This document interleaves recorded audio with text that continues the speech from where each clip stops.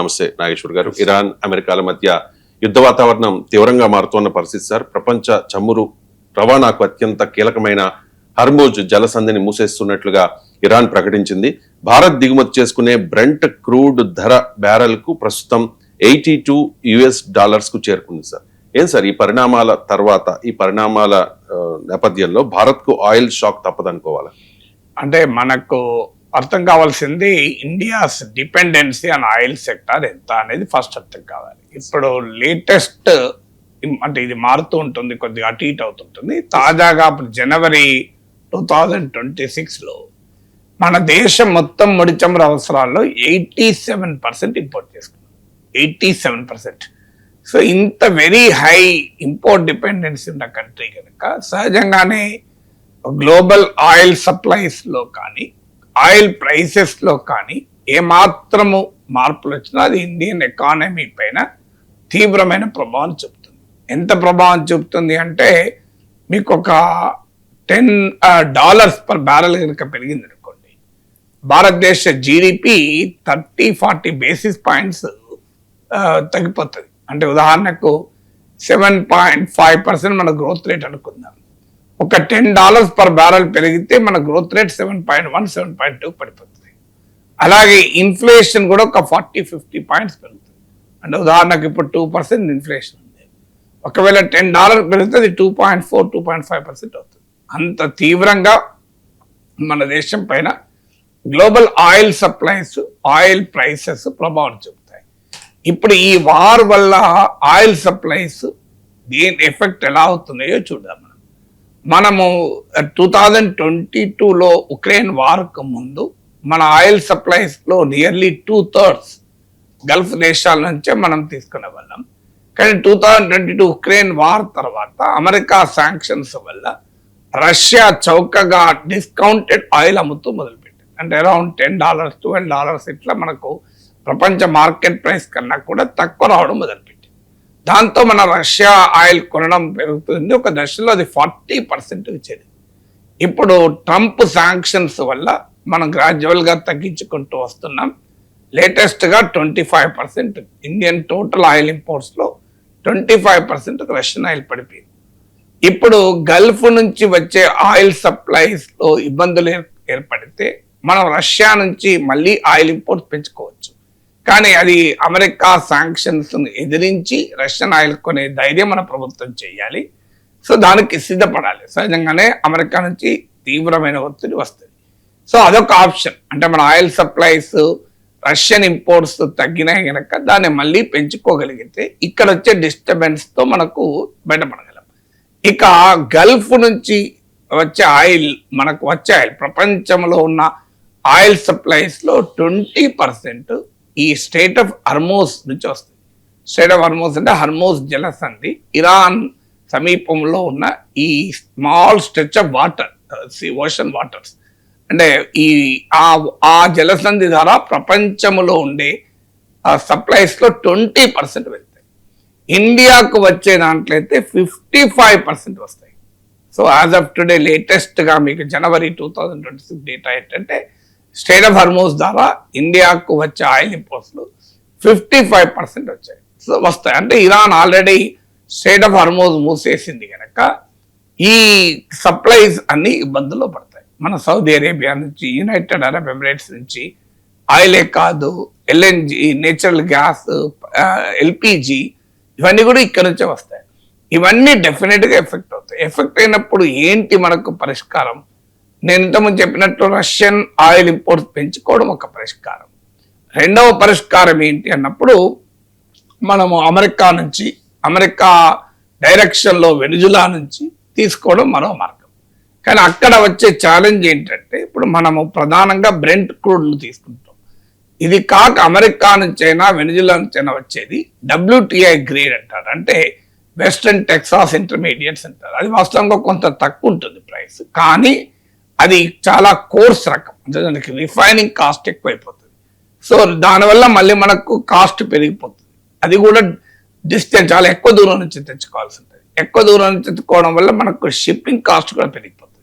అందువల్ల ఒకటి shipping cost పెరగడము, రిఫైనింగ్ కాస్ట్ పెరగడమే కాకుండా అది రావటానికి సమయం కూడా ఎక్కువ పడుతుంది. సో అందువల్ల 3 రకాలుగా కూడా WTI క్రూడ్తో ఉన్న సమస్య. సో ఇక అంటే రష్యన్ ఆయిల్ ఇంపోర్ట్ చేసుకుంటే అమెరికా శాంక్షన్స్ ప్రాబ్లము, WTI రకం ఇంపోర్ట్ చేసుకోవాలంటే ఇప్పుడు నేను చెప్పిన 3 సమస్యలు. షిప్పింగ్ కాస్ట్ పెరుగుతుంది దూరం కనుక, రిఫైనింగ్ కాస్ట్ పెరుగుతుంది కోర్స్ వెరైటీ కనుక, అలాగే మనకు లాంగ్ డిస్టెన్స్ కనుక ఆటోమేటిక్గా దాని కాస్ట్ కూడా పెరిగిపోతూ ఉంటుంది, డిలే కూడా అవుతుంది. ఇక ఇది కానప్పుడు ఇంకో మార్గం ఏంటంటే స్ట్రెయిట్ ఆఫ్ హార్మూజ్ ద్వారా మనము దిగుమతి చేసుకోకపోతే ఆల్టర్నేట్ రూట్స్ ద్వారా దిగుమతి చేసుకోవాలి. కేఫ్ ఆఫ్ గుడ్ హోప్ నుంచి అట్లా చాలా లాంగ్ డిస్టెన్స్ తిరిగి రావాలి. దానివల్ల ఏమవుతుందంటే మళ్ళీ సిమిలర్ సిచ్యువేషన్ 15 to 20 days ఆలస్యం కావచ్చు. లాంగ్ డిస్టెన్స్ వల్ల ఫ్లైట్ ఛార్జెస్ పెరుగుతాయి, సో కాస్ట్ పెరుగుతుంది. అందువల్ల ఏ రకంగా చూసినా మనకు ఇతర సోర్సెస్ నుంచి తెచ్చుకోవచ్చు. ఎందుకంటే మనము సుమారు 40 దేశాల నుంచి మనకి ఈ ఎనర్జీ ట్రేడ్ ఉంటుంది, అందువల్ల డైవర్సిఫై అయి ఉన్నాం. కానీ దానికి కాస్ట్ ఇంప్లికేషన్స్ ఉంటాయి, టైం ఇంప్లికేషన్స్ ఉంటాయి. ఇది కానప్పుడు ఏంటి, డొమెస్టిక్ ప్రొడక్షన్ పెంచుకోవడం. డొమెస్టిక్ ప్రొడక్షన్ అంత తొందరగా పెంచుకోవడం అనేది అంత సులభం కాదు. మరో మార్గం ఏంటి అంటే అప్పటిదాకా ఏం చేయాలి, ఇప్పుడు మనము అమెరికా WTI వెరైటీ దిగుమతి చేసుకోవాలనుకున్నా లేదా లాంగ్ డిస్టెన్స్ దిగుమతి చేసుకోవాలనుకున్నా కాస్ట్ పెరిగినా సప్లై అయితే ఉంటుంది. ఎట్లీస్ట్ సప్లై షాక్ రాదు, కాస్ట్ షాక్ తప్పదు. సప్లై షాక్ అవాయిడ్ చేయొచ్చు. అప్పటి వరకు మనకు సమయం పడుతుంది కదా, మరి ఆ సప్లై డిలే అయ్యే ప్రమాదం ఉంటుంది కదా. అంటే ఇక్కడ 2 ప్రాబ్లమ్స్, ఒకటి కాస్ట్, 2 సరఫరా. ఇప్పుడు ఎంత ధరైనా చెల్లిస్తాను కానీ ఆడ సప్లై లేదంటే ఏం చేస్తాం? సో అందువల్ల ధర చెల్లించడానికి ఇబ్బంది లేదు కానీ సప్లై లేదు. సప్లై చాలా ఎక్కువ ఉంది కానీ ధర బాగా పెరిగిపోయింది. 2 కూడా మనకు సాధ్యమయ్యే పని కాదు. సో అందువల్ల సప్లైస్ ఎన్ష్యూర్ కావాలి, కాస్ట్ ఎన్ష్యూర్ కావాలి. సప్లైస్ ఎన్ష్యూర్ కావటానికి మార్గం ఉంది. మనం ఇప్పుడు నేను చెప్పినట్టు అమెరికాను ఒప్పించగలిగితే, అమెరికా ఒత్తిళ్లను ఎదిరించగలిగితే రష్యన్ ఆయిల్ కొనచ్చు. రష్యన్ ఆయిల్ వల్ల కాస్ట్ పెరగదు, సప్లై ఎన్ష్యూర్ అవుతుంది, అది లాభం. కానీ దానికి అమెరికా అంత సులభంగా అంగీకరించదు. భారత ప్రభుత్వం ధైర్యం చేసి ఎదిరించడానికి రెడీగా లేదు. ఇక మీకు ఆ WTI వెరైటీ అయినా లాంగ్ డిస్టెన్స్ తెచ్చుకున్నా సప్లై ఎన్ష్యూర్ అవుతుంది కానీ కాస్ట్ పెరుగుతుంది, కానీ సప్లై డిలే అవుతుంది. మరి దాన్ని ఆ డిలే నుంచి ఎట్లా బయటపడాలి అన్నప్పుడు మనకు స్ట్రాటజిక్ ఆయిల్ రిజర్వ్స్ అని ఉంటాయి. ఈ స్ట్రాటజిక్ ఆయిల్ రిజర్వ్స్ ఏంటంటే ఇండియాకు 74 days 74 రోజుల పాటు మనము ఆయిల్ నిల్వల నుంచి ట్యాప్ చేయొచ్చు. అంటే మన దగ్గర ఉన్న ఆయిల్ నిల్వలు అంటే కామన్ మ్యాన్కి అర్థం కావాలంటే ఇప్పుడు మనం ఒక ఇరిగేషన్ ప్రాజెక్ట్లో నీళ్లు, శ్రీశైలం ప్రాజెక్ట్లో నీళ్లు స్టోర్ చేసుకుంటాం, నాగార్జున సాగర్లో స్టోర్ చేసుకుంటాం. మళ్ళీ మనకు వాటర్ లేనప్పుడు ఆ వాటర్ వాడుకుంటాం, దాన్ని వాటర్ నిల్వ అంటాం. అలాగే మనకు ఆహార ధాన్యాల్ని ఫుడ్ కార్పొరేషన్ ఆఫ్ ఇండియా గోడౌన్లలో స్టోర్ చేసి పెట్టుకుంటాం. ఇలాగే ఆయిల్ కూడా స్టోర్ చేసి పెట్టుకుంటాం. అండర్ గ్రౌండ్ లో పెద్ద ఎత్తున ఆయిల్ రిజర్వ్స్ పెట్టుకుంటాం. అది ఇప్పుడు మన విశాఖపట్నం సమీపంలో కూడా ఆయిల్ రిజర్వ్స్ ఉన్నాయి, స్ట్రాటజిక్ ఆయిల్ రిజర్వ్స్. అంటే భారతదేశ స్ట్రాటజిక్ ఆయిల్ రిజర్వ్స్ విశాఖపట్నం సమీపంలో ఆంధ్ర తీరం కూడా it is hosting India's energy security, దేశ ఇంధన భద్రతకు దోహదం చేస్తుంది. ఈ 7 days మీకు Hardeep Singh puri Indian oil minister పార్లమెంట్కి ఇచ్చిన డేటా ప్రకారం India strategic oil reserves 74 days వరకు మీట్ అవుతుంది. అంటే ఒక్క చుక్క ఆయిల్ కూడా ఇండియా ఇంపోర్ట్ చేసుకోకపోయినా 74 రోజుల పాటు ప్రమాదం లేదు. కానీ 74 రోజుల పాటు అంటే ఎక్కువ రోజులు ఏం కాదు. అది ఇప్పుడు మనతో పోలిస్తే అమెరికాకు, చైనాకు స్ట్రాటజిక్ ఆయిల్ రిజర్వ్ చాలా ఎక్కువ. అప్పుడు అమెరికాకు 415 million barrels రిజర్వ్స్, చైనాకు 1.3 billion barrels రిజర్వ్స్ ఉన్నాయి. అమెరికా, చైనాల ఆయిల్ రిజర్వ్ 4 monthsకి సరిపోతుంది, 4 నెలలు సరిపోతుంది. ఇండియా ఒకప్పుడు 15 days వరకే ఉండేది, పెంచుకుంటూ వచ్చాం. మనం ఇప్పుడు యాజ్ ఆఫ్ నౌ 74 days ఉంది. సో అందువల్ల ఈ 74 daysలో ఆయిల్ వార్ సిచ్యువేషన్ కాస్త తగ్గిపోయి స్ట్రెయిట్ ఆఫ్ హార్మూజ్ నుంచి కనుక ఆయిల్ రాగలిగితే ప్రాబ్లం లేదు. డిలే అయినా ఇతర సోర్సెస్ నుంచి ఆయిల్ వచ్చినా ప్రాబ్లం లేదు. రష్యా నుంచి ఆయిల్ కనుక ఇంపోర్ట్ చేసుకున్నా ప్రాబ్లం లేదు. అందువల్ల ఈ ఆప్షన్స్ మనకు ఉన్నాయి. బట్ డెఫినెట్ గా సప్లై షాక్ కాకపోయినా సప్లై ఛాలెంజెస్ అయితే స్పష్టంగా ఉన్నాయి. ఇక ఇవి ఏవి చేసినా కాస్ట్ మొత్తం తప్పదు. ఎందుకు తప్పదంటే ఆల్రెడీ మీకు ఇది $63-62 పర్ బ్యారెల్ ఉండే మీకు at the time of war beginning కన్నా ముందు. సో వార్ బిగిన్ అవుతుంది అనుకున్నప్పుడే, అంటే సాటర్డే బిగిన్ అయింది మీకు వార్. మీరు లెక్క తీస్తే ఫస్ట్ 28th రోజు స్టార్ట్ అయింది, February 28 నాకు గుర్తున్నంత వరకు. February 27th వరకే, అంటే ఇక వార్ రాబోతుంది అన్న సంకేతాలు వచ్చినప్పుడే 6 to 8% పెరిగి $72 అయిపోయింది. మీకు మోర్ దెన్ 10%, సారీ 12-13% పెరిగింది. $70 to $73 అయిపోయింది అప్పటికి. సో ఇప్పుడు మళ్ళీ $82కి పెరిగింది. అంటే వార్ స్టార్ట్ అయినప్పటి నుంచే స్టార్ట్ కాకముందు నుంచే పెరుగుతుంది. ఇది ఎంతవరకు పెరగచ్చు? ఇదివరకు మీకు లాస్ట్ టైం 12-day వార్ అప్పుడు $120, $150 పెరుగుతుంది అన్నారు, కానీ పెరగలేదు. మీకు అప్పుడు కూడా $80 దాకా వచ్చి ఆగిపోయింది. అంటే లాస్ట్ టైం జూన్ 2025లో అమెరికా, ఇజ్రాయెల్, ఇరాన్ పైన జరిపిన 12 రోజుల యుద్ధం సమయంలో యుద్ధానికి ముందు $70 పర్ బ్యారెల్ ఉంటే యుద్ధం అయ్యాక $80 పర్ బ్యారెల్ అయింది. సో ఇప్పుడు ఆల్రెడీ $82 పర్ బ్యారెల్ అయింది 3 రోజుల్లోనే. సో ఇది కొన్ని వారాల పాటు సాగవచ్చు అని అంటున్నారు. అదే జరిగితే ఇది $100 దాటినా ఆశ్చర్యపడాల్సింది ఏమి లేదు. సో అదే జరిగితే ప్రభుత్వం ప్రజలపైన భారాలు మోపే ప్రమాదం ఉంది. అది జరగద్దు అంటే ప్రభుత్వము ఆయిల్ ప్రైస్ తక్కువ ఉన్న సమయంలో పెద్ద ఎత్తున ట్యాక్సెస్ వడ్డించింది. వాటిని తగ్గించుకోగలిగితే ఆయిల్ షాక్ భారత ప్రజలపైకి రాకుండా ఉంటుంది. మీకు 2013-2012 ఆ ప్రాంతంలో ప్రపంచ ముడిచముల ధర $140 పర్ బ్యారెల్ పోయింది. అప్పుడు ఇంతకన్నా తక్కువ ఉండే పెట్రోల్ ధర ₹70 ఉండే, 80 ఇదే రేంజ్ లో ఉండే, ఇంతకన్నా తక్కువ ఉండే. సారీ, అలాగే మీకు నరేంద్ర మోడీ ప్రైమ్ మినిస్టర్ అయిన తర్వాత ఆయన సమయంలో $108 పర్ బ్యారెల్ ఉండే, కానీ ఆ రోజు పెట్రోల్ లీటర్ ₹70, ఇవాళ ₹100 ఉంది. అంటే మరి ఏమైంది? $108 పర్ బ్యారెల్ ఉన్నప్పటి ప్రైస్ కన్నా కూడా $60 పర్ బ్యారెల్ ఉన్నప్పుడు ఎక్కువ ఉన్నది. అంటే కారణం పెద్ద ఎత్తున ట్యాక్సెస్ వేశారు ఈ కాలంలో. అందువల్ల ఆ ట్యాక్సెస్ కనుక తగ్గించగలిగితే మీకు ఆయిల్ షాక్ ప్రజలకు తగలకుండా భారత ప్రభుత్వం ఇన్సులేట్ చేయొచ్చు. సో అది ఎంత మేరకు చేస్తుంది అనేది చూడాలి. ఈలోగా ఇథనాల్ బ్లెండింగ్ అంటారు. ఇప్పుడు మనం ఆల్రెడీ 10% ఇథనాల్ బ్లెండింగ్ లో ఉన్నాం. ఇది క్యాలిబ్రేటెడ్ గా కొద్ది పెంచుతూ వస్తుంది. ఇప్పుడు నెక్స్ట్ ఐ థింక్ ఏప్రిల్ నుంచి E20 అంటున్నారు. అంటే ఇథనాల్ 20% బ్లెండ్ కావాలని. మనకు దానికి ఒక పెద్ద ఛాలెంజ్ కూడా ఉంది. 2018 తర్వాత కొన్న వెహికల్స్ ఏమో ఆల్రెడీ ఇథనాల్ బ్లెండింగ్ కు సూటబుల్ గా ఇంజన్స్ ఉన్నాయి. అంతకు ముందు కొన్నవేమో నీకు ఇథనాల్ బ్లెండింగ్ కు సూటబుల్ అవునా కాదా అని చర్చ కూడా నడుస్తుంది. సో బట్ ఏదైనా ఇథనాల్ బ్లెండింగ్ 20% కనుక చేస్తే, ఇథనాల్ ఏమో షుగర్ నుంచి, మేజ్ నుంచి తయారవుతుంది. అందువల్ల ఇథనాల్ బ్లెండింగ్ ను పెద్ద ఎత్తున భారత ప్రభుత్వం చేయగలుగుతుంది కనుక కాస్త ఈ ఆయిల్ డిపెండెన్సీని కాస్త తగ్గించుకోవటానికి వీలు కలుగుతుంది. సో బట్ అది ఏదైనా లాంగ్ టర్మ్ తప్ప ఇమీడియట్ రిజల్ట్ ఉండదు. సో అందువల్ల ఇమీడియట్ గా మనం ఛాలెంజ్ అయితే అనివార్యంగా రాక తప్పదు. మనం పోనీయండి WTI రకం దిగుమతి చేసుకుందాం అనుకుంటే అది రిఫైనింగ్ కాస్ట్ పెరుగుతుంది, సప్లైకి చాలా సమయం పడుతుంది. అందువల్ల ఆయిల్ షాక్ వచ్చి ఇండియన్ ఎకానమీ తలకిందులు అవుతుందని చెప్పలేం, కానీ ఛాలెంజెస్ మాత్రం అనివార్యం. ఇంకొక ఛాలెంజ్ ఏంటంటే ఆయిల్ అనేది మనము ఇంపోర్ట్ చేసుకుంటాము. ప్రపంచవ్యాప్తంగా ఆయిల్ ట్రేడ్ అత్యధికంగా డాలర్లో జరుగుతుంది. అందుకే దాన్ని పెట్రో డాలర్ అంటారు. ఒక్క రష్యాతో మనం కాస్త, ఇరాన్తో గతంలో ఈ రూపీ ట్రేడ్ జరిపాము, కానీ ఇరాన్తో అమెరికా శాంక్షన్స్ వల్ల ఇరాన్ నుంచి కంప్లీట్గా ఆపేస్తున్నాం. ఒకప్పుడు మన టోటల్ ఆయిల్ ఇంపోర్ట్స్ లో 10% ఇరాన్ నుంచి ఉంది.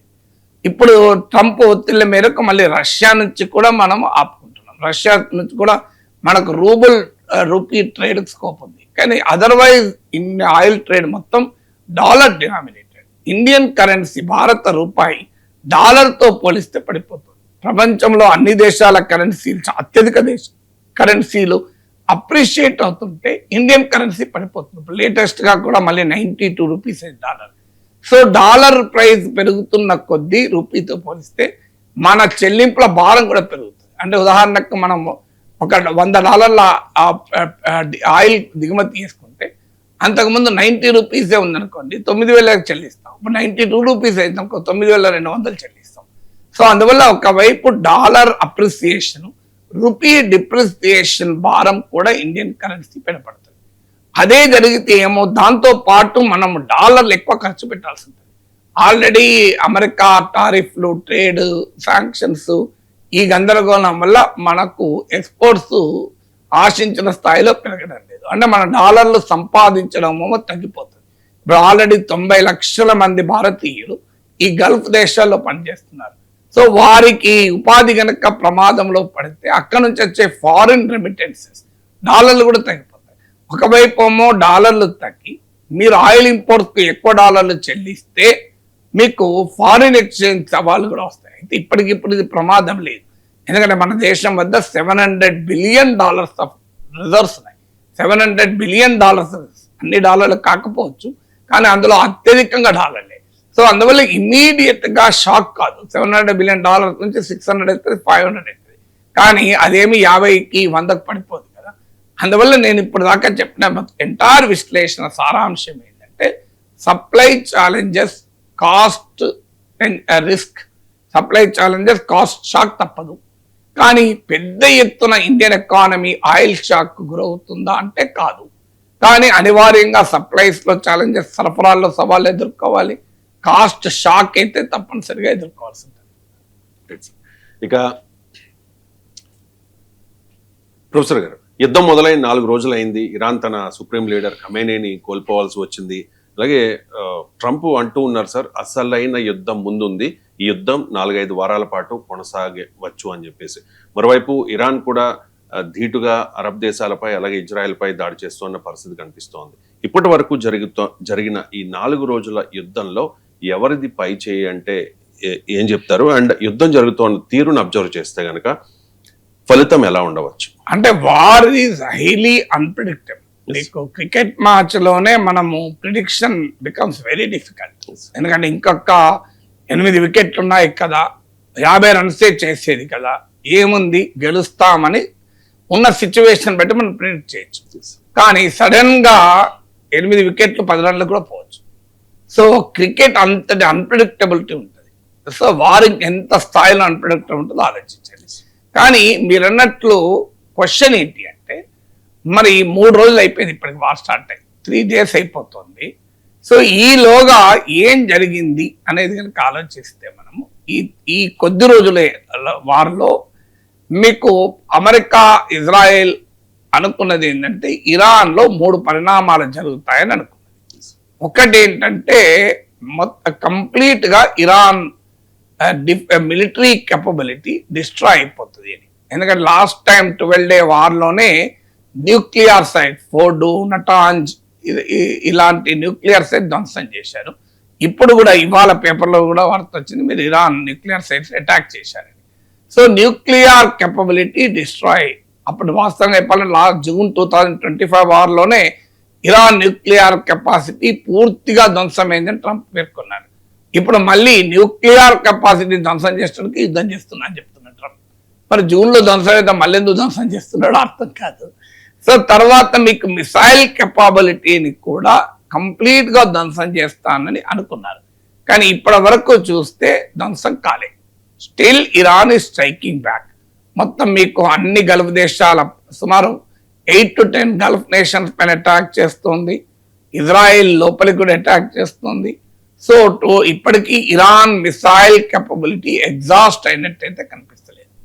సో రెండవది, ఇరానియన్ రిలీజియస్ లీడర్షిప్ మొత్తాన్ని ఎలిమినేట్ చేస్తారము అని అనుకున్నారు. చేయగలిగారు. ఖమేనీని చంపేశారు.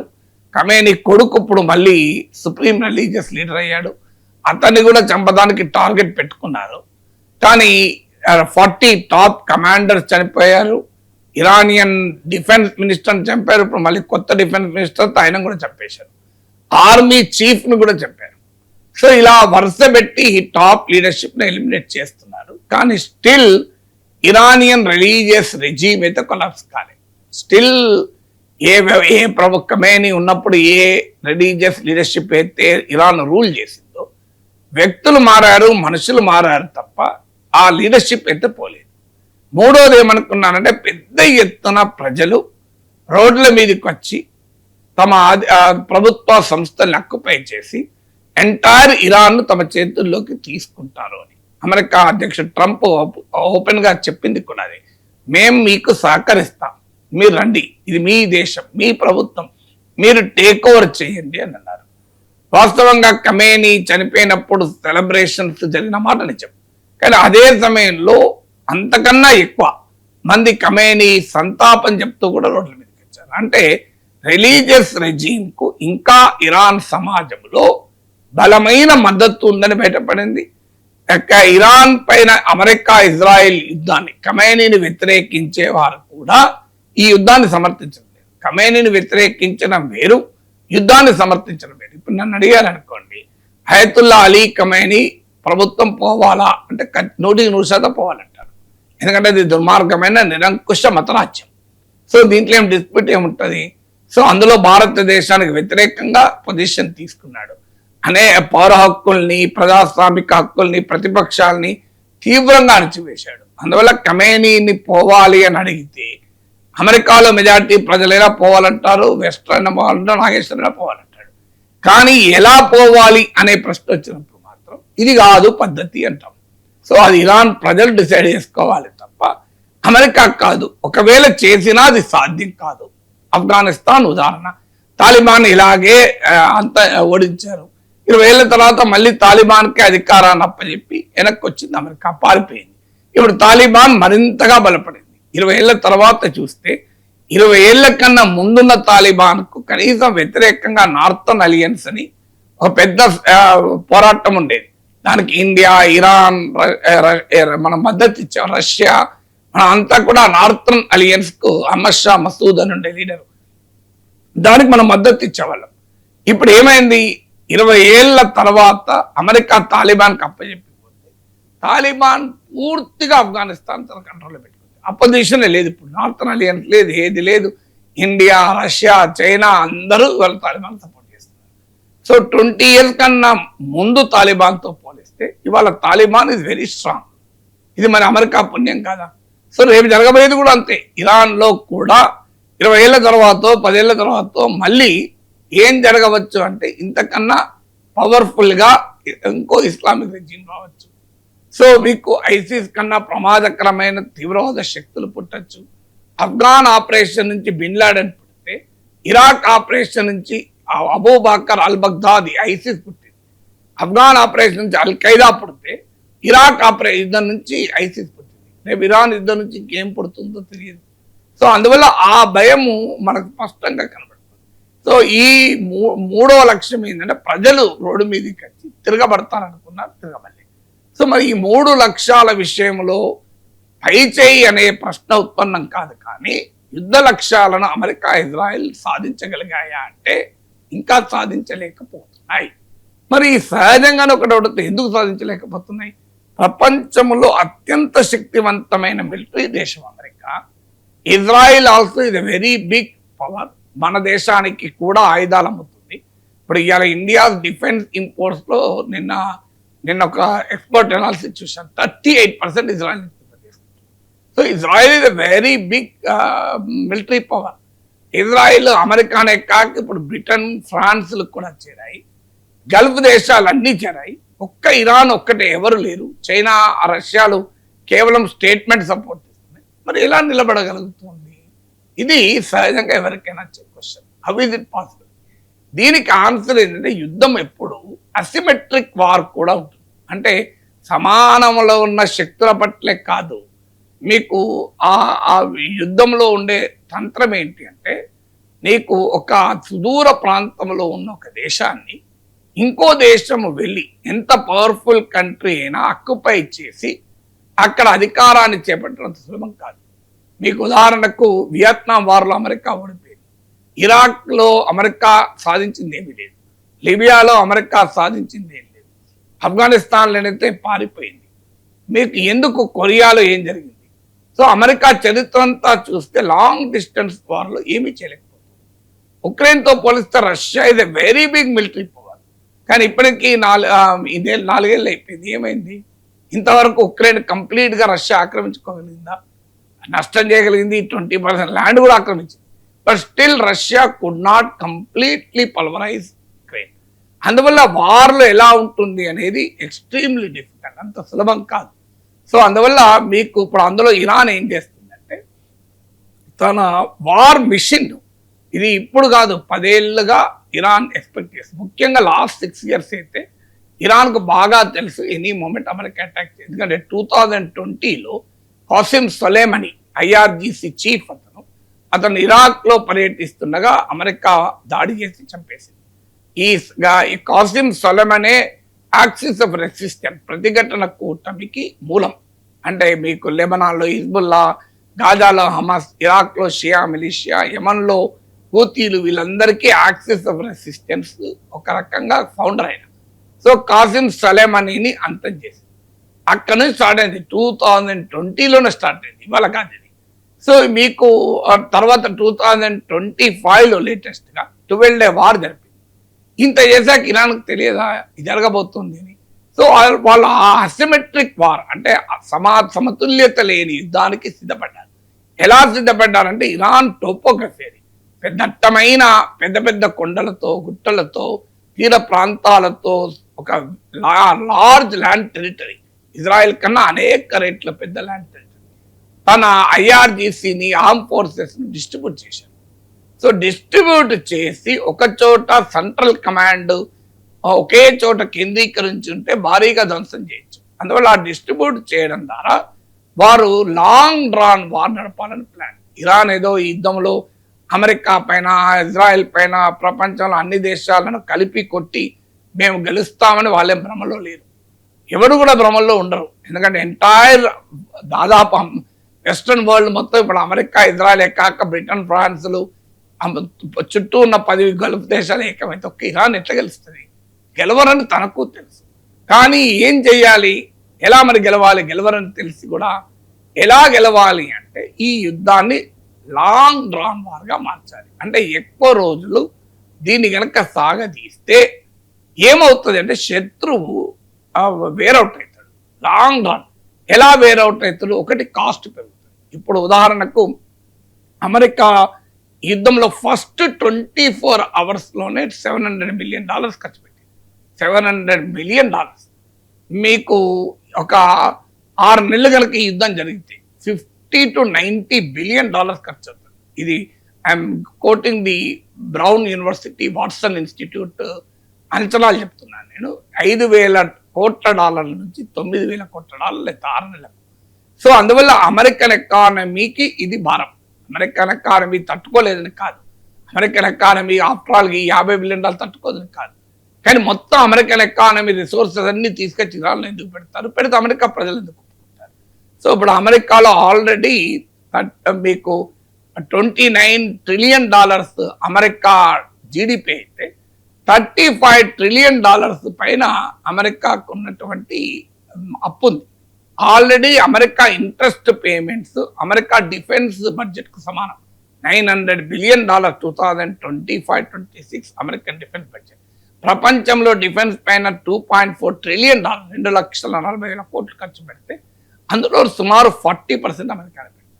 సో అమెరికాకు మరింత భారం అయితే ప్రజల నుంచి వ్యతిరేకత అమెరికాలో వస్తుంది. ఆల్రెడీ అది స్టార్ట్ అయింది. ఇప్పుడు నిన్న ప్రొఫెసర్ జెఫ్రీ సాక్స్ అమెరికన్ స్కాలర్ ఆయనే చెప్తున్నది అంటే 25% మాత్రమే అమెరికా వార్ ఇరాన్ అప్రూవ్ చేస్తున్నారు, 75% వ్యతిరేకిస్తున్నారు. సో జెఫ్రీ సాక్స్ అంటే ఆయన ఎలాగో క్రిటిక్ కనుక పక్క పెడితే కూడా వివిధ లేటెస్ట్ పోల్స్, మీకు లేటెస్ట్గా పోల్స్ కూడా 33% మించి అమెరికన్ వార్కు సపోర్ట్ లేదు. సో ఈవెన్ డెమోక్రట్లు కూడా ఇప్పుడు వ్యతిరేకించడం మొదలు పెట్టారు. సో అందువల్ల నిన్న కాలిఫోర్నియా గవర్నర్ డెమోక్రటిక్ గవర్నర్ చాలా తీవ్రంగా స్పందించాడు. సో అందువల్ల మీకు అమెరికన్ పబ్లిక్ ఒపీనియన్ను క్రియేట్ కనుక వార్కి యాంటీ వార్ ఒపీనియన్ క్రియేట్ చేస్తే అమెరికా ఇరాన్కు భయపడదు, కానీ తన పబ్లిక్ ఒపీనియన్ భయపడుతుంది కదా. ఎందుకంటే నవంబర్లో ట్రంప్కు ఎలక్షన్స్ ఉన్నాయి, మిడ్ టర్మ్ ఎలక్షన్స్. రాజకీయ నాయకులు ఎప్పుడు కూడా దేనికి భయపడకపోయినా ప్రజల అభిప్రాయాన్ని భయపడతారు. ఎందుకంటే రేపు ఎన్నికల్లో గెలవాలి ట్రంప్. ఇప్పుడు ఈ ట్రెండ్ చూస్తే నో వే ట్రంప్, సాధారణంగానే ప్రెసిడెంట్స్ పార్టీ ఓడిపోతూ ఉంటుంది ఎక్కువ సందర్భాలు. 2000 నుంచి 6 times మిడ్ టర్మ్ ఎలక్షన్ జరుగుతాయి ఈ 26 ఏళ్లలో.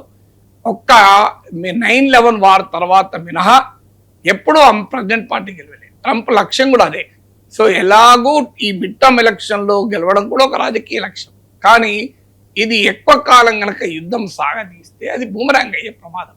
మూడవది, మీకు ఇప్పటికీ 6 అమెరికన్ సోల్జర్స్ చనిపోయారు. ట్రంప్ ముందుగానే ప్రకటించాడు మన సోల్జర్స్ కూడా చనిపోయే అవకాశం ఉంటుంది.